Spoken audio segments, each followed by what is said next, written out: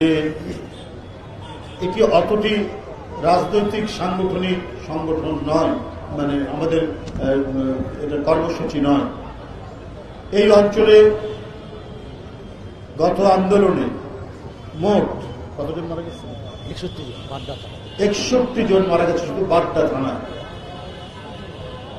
আর 5ই আগস্টের পরে আরো 8 জন মারা গেছে। তার মানে কি, এরা প্রত্যেকেই হচ্ছে গণতন্ত্রে অর্জনের, গণতন্ত্রের যুদ্ধের একজন অকুতভয় সৈনিক, যারা অকাতরে নিজের জীবন উৎসর্গ করতে দ্বিধা করেন।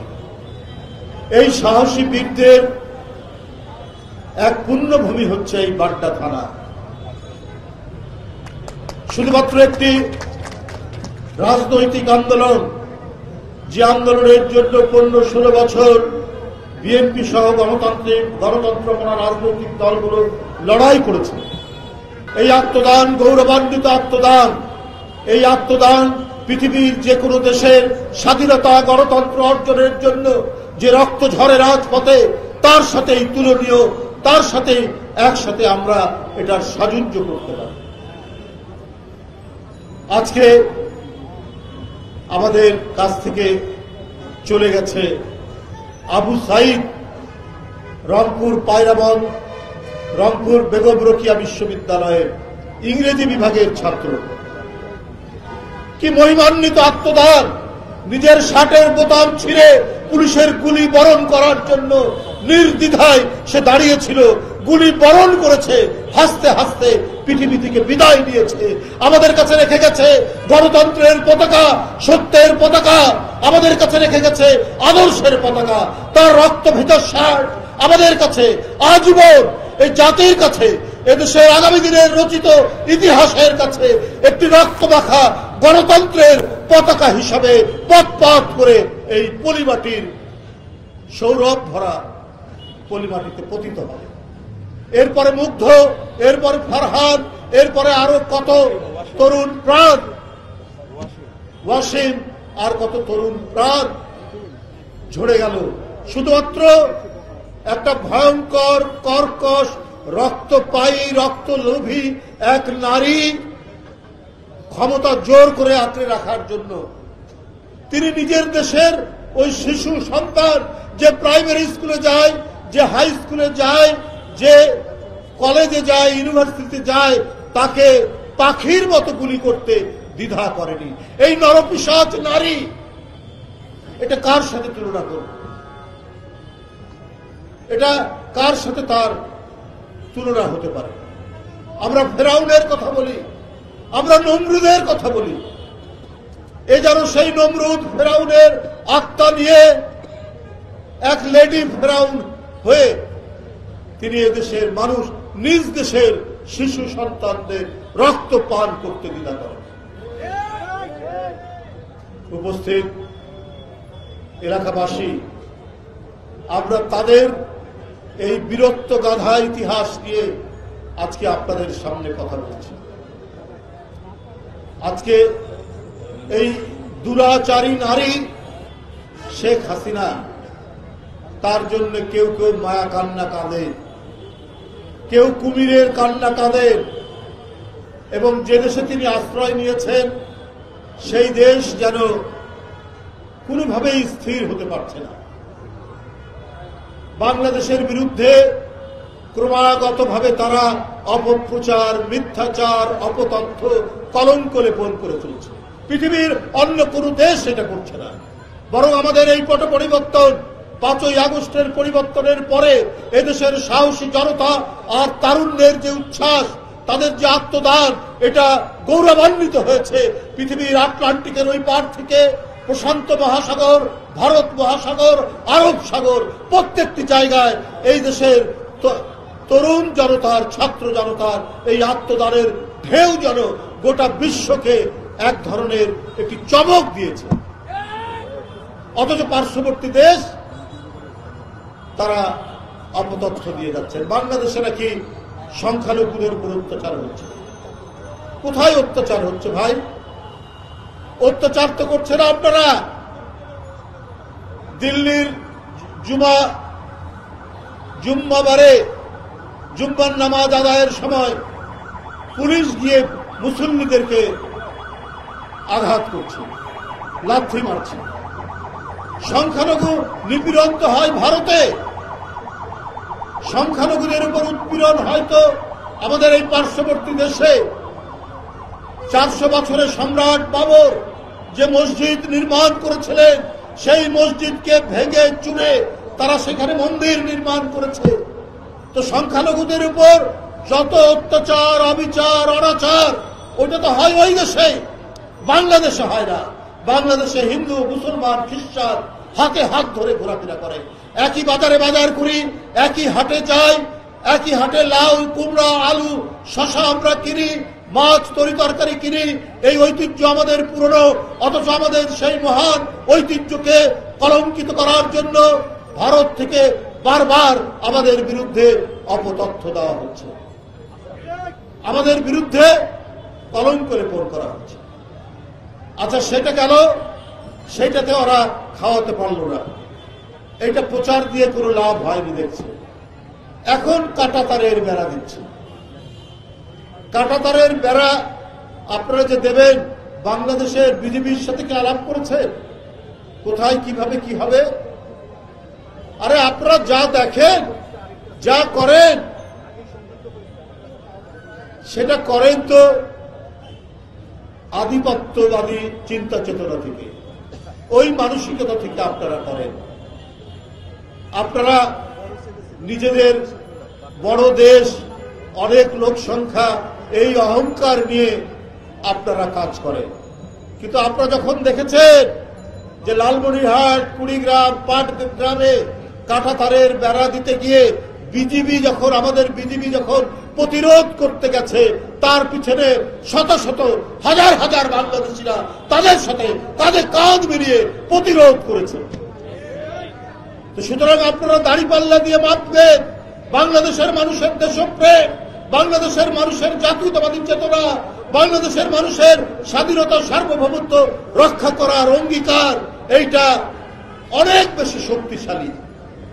ওইটা আপনার ভারতে কত অস্ত্র আছে, সেনাবাহিনী কত বড়, ওইটা দিয়ে মাপলে আপনি পারবেন না।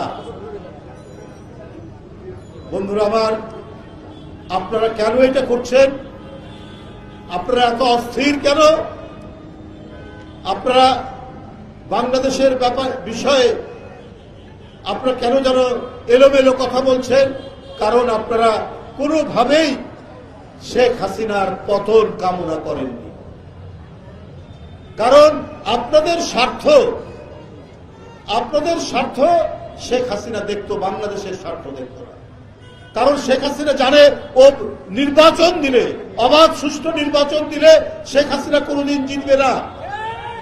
তাই সে সবসময় দিল্লির একটা শেল্টার চেয়েছে, দিল্লির একটা আশ্রয় চেয়েছে। এই কারণে তারা যা চেয়েছে, উনি নিজের মুখে বলেছে, আপনাদের মনে আছে না? নিজের মুখে বলেছে, ভারতকে আমি যা দিয়েছি ওরা মনে রাখবে। তো আপনি কি দিয়েছেন যে ভারত মনে রাখবে? তাতে কি আপনি আমাদের স্বাধীনতা বিক্রি করেছেন না সার্বভৌমত্ব বিক্রি করেছেন? এইটা আপনি বলেননি, কিন্তু এখন আমরা টের পাচ্ছি যে আপনি অনেক কিছুই তাদের কাছে বিক্রি করেছেন। এই কারণেই আজকে ভারতের নীতি নির্ধারকরা, কিছু রাজনৈতিক দল অত্যন্ত অস্থির হয়ে গেছে শেখ হাসিনার জন্য। বন্ধুরা আমার, আমি দীর্ঘায়িত করতে চাই না। আপনার শেখ হাসিনার কীর্তি বর্ণনা করলে সারাদিন লাগবে। কোন সেক্টরে বলবো? চিকিৎসা সেক্টর, শিক্ষা সেক্টর, অর্থনৈতিক সেক্টর, মানে উনি এবং উনার 14 পুরুষ পরবর্তী প্রজন্ম যাতে সুখে শান্তিতে প্রাসাদের মধ্যে ঝাড়বাতির আলোয় বসবাস করতে পারে। এই কারণে শেখ হাসিনা, তার বোনের নাম কি? শেখ রেহানা, তার ছেলে মেয়েদের জন্য তিনি কয়েকশো বছরের একেবারে প্রস্তুতি করে দিয়ে গেছে। আরে বাবা, আপনার একবারও মনে হলো না যে আপনার ভাগ্নি শেখ হাসিনার মেয়ে টিউলিপ ইংল্যান্ডের এমপি এবং মন্ত্রী হয়েছে, কিন্তু ওই দেশ তো আর বাংলাদেশ না। ওই দেশে সংবাদপত্র ফ্রি, ওখানে বিচার বিভাগের স্বাধীনতা, চরম স্বাধীনতা রয়েছে, বাক স্বাধীনতা রয়েছে। আপনি সেটা আটকাবেন কি করে? আপনার ঘনিষ্ঠ ব্যবসায়ীকে দিয়ে আপনি টিউলিপের জন্য দামি ফ্ল্যাট কিনিয়ে দিয়েছেন, টিউলিপের ছোট বোন রূপন্তীর জন্য আপনি দামি ফ্ল্যাট দিয়েছেন, তারপরেও আপনি বাংলাদেশের প্রধানমন্ত্রী, আপনি নাকি খুব সৎ মানুষ, আপনাকে ছাড়া নাকি কাউকে কেনা যায়, আওয়ামী লীগের সবাইকে কেনা যায়। উনি নিজের মুখেই বলেছিলেন হাসিনা যে একমাত্র আমাকে ছাড়া আবার আওয়ামী লীগের সবাইকে কেনা যায়। কিন্তু আপনি যে খুব অল্প দামেই ভারতের কাছে সবার আগে বিক্রি হয়ে গেছে, এইটা দেশবাসী একটু একটু টের পেয়েছে, কিন্তু এখন সম্পূর্ণরূপে টের পেয়েছে যে কিভাবে আপনি নিজেকে বিক্রি করেছেন, আর গোটা দেশকে বিক্রি করে আপনার ভাগ্নির জন্য, আপনার ভাগ্নার জন্য, আপনার ছেলে সজীব ওয়াজেদ জয়ের জন্য, আপনার মেয়ে সাইমা ওয়াজেদ পুতুলের জন্য আপনি যে সাদ্দাদের বেহেশত তৈরি করে দিয়ে গেছেন, এইটাও তো এখন গণমাধ্যমে প্রচার হচ্ছে, এটাও তো আমরা জানতে পারছি। সজীব ওয়াজেদ জয় কোথায় থাকেন জানি না, দুবাই না কোথায় না আমেরিকায়, তার 8টা বিলাসবহুল গাড়ি পাওয়া গেছে। একটা না 8টা বিলাসবহুল গাড়ি, মানে যে সে গাড়ি না, একটার দাম 20-25 কোটি টাকা দাম। তো আপনার ছেলে কি করত? সজীব ওয়াজেদ জয় আপনারা শুনেছেন, ওই কি কোনো ব্যাংকের ম্যানেজার ছিল, কোনো অফিসের কর্মকর্তা ছিল, কোনো বিশ্ববিদ্যালয়ে পড়াশোনা করত, কোথাও বড় ব্যবসা করত? আমরা তো শুনিনি। তাহলে এত বিলাসবহুল গাড়ি লুটপাটের কথা। বাংলাদেশের মানুষ অনেক কিছু টের পেয়েছে, কিন্তু শেখ হাসিনার গুম খুন গুপ্ত হত্যার ভয়ে অনেকে মুখ খুলতে সাহস পায়। আর এই এসকে সুর এইভাবে একটি দেশকে লুট করে, একটি দেশকে আত্মসাৎ করে যে প্রধানমন্ত্রী কোটি টাকা বাংলাদেশ থেকে পাচার করেছে। তাই বন্ধুরা আমার, এইভাবে একটি দেশকে লুট করে, একটি দেশকে আত্মসাৎ করে যে প্রধানমন্ত্রী থাকতে পারে বিনা ভোটে, সে ছোট বাচ্চা শিশু, তাকে হত্যা করবে না তো কাকে করবে? সে একটা তরুণ কিশোর স্কুল কলেজে, বাংলাদেশের মধ্যে যত আপনার জায়গা জমি আছে সেগুলো দখল করবে। 60 কাঠা জায়গা তিনি পূর্বাঞ্চলে নিয়েছেন। কেন? আপনার রাজুগের নিয়ম অনুযায়ী ঢাকা শহরে যদি কারো প্লট থাকে, কারো বাসা থাকে, কারো যদি আবাসন থাকে, সে নতুন করে সরকারি প্লট নিতে পারে না। শেখ হাসিনা সমস্ত বিধিবিধান, সমস্ত আইনকে পদদলিত করে তিনি 60 কাঠা পূর্বাঞ্চলে তিনি প্লট নিয়েছেন সাইমা ওয়াজেদ পুতুলের নামে, আপনার ওই টিউলিপের নামে, আপনার কি বলে যে তার ছেলে সজীব ওয়াজেদ কি নাম, তার ছেলের নামে আপনার 10 কাঠা করে 6 জনের নামে তিনি প্লট দিয়েছেন। কত বড় চোর, কত বড় ডাকাত, কত বড় আত্মসাৎকারী হতে পারে শেখ হাসিনা, যে এই কাজটি তিনি করতে পারে। তাই বন্ধুরা আমার, এইরকম একটি দানব লুটেরা সর্বগ্রাসী এক বুভুক্ষ রাক্ষসের হাত থেকে জাতি যখন পরিত্রাণ পেয়েছে, সুতরাং আমাদেরকে নতুন মানবিক সাম্য, আমাদেরকে একটি জোরালো গণতান্ত্রিক শক্তির উপর আমাদেরকে দাঁড়াতে হবে। আমাদের এই দেশে বিচার বিভাগের স্বাধীনতা নিশ্চিত করতে হবে। আমাদের এই দেশে মানুষের কথা বলার অধিকার নিশ্চিত করতে হবে। আমরা যাতে মুক্ত কণ্ঠে কথা বলতে পারি, এইটার জন্য যে সমস্ত আইন প্রণয়ন করা দরকার সেগুলো নিশ্চিত করতে হবে। সেটা নিশ্চিত করতে না পারলে আমরা জনগণের কাছে যে ওয়াদা, সে ওয়াদা রক্ষা করতে পারবো না। বন্ধুরা আমার, এই কারণেই দরকার অবিলম্বে রাজনৈতিক শক্তির কাছে ক্ষমতা আসতে হবে। অবাধ এবং সুষ্ঠু নির্বাচন যেটি আটকে দিয়েছিলেন, যেটি শেখ হাসিনা দিনের ভোট রাত্রে করেছেন, মিডনাইট নির্বাচন করেছেন, ভোটার শূন্য নির্বাচন করেছেন, সেইটির যাতে পুনরাবৃত্তি না হয় সেই দিকে লক্ষ্য রেখেই সামনের দিনে যা কিছু করা দরকার সেইটা এই অন্তর্বর্তীকালীন সরকারকে করতে হবে, সেই দিকটা দেখতে হবে।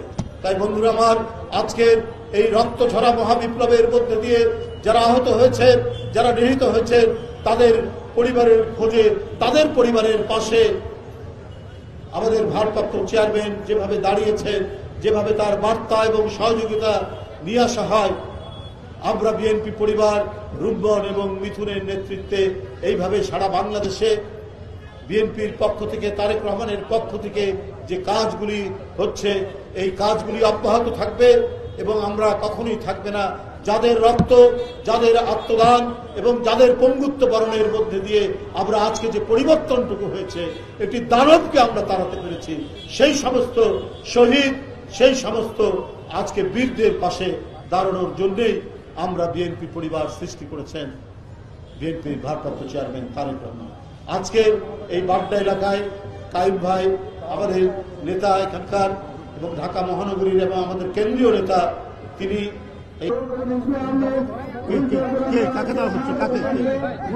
আচ্ছা ঠিক আছে, পরে নেক্সট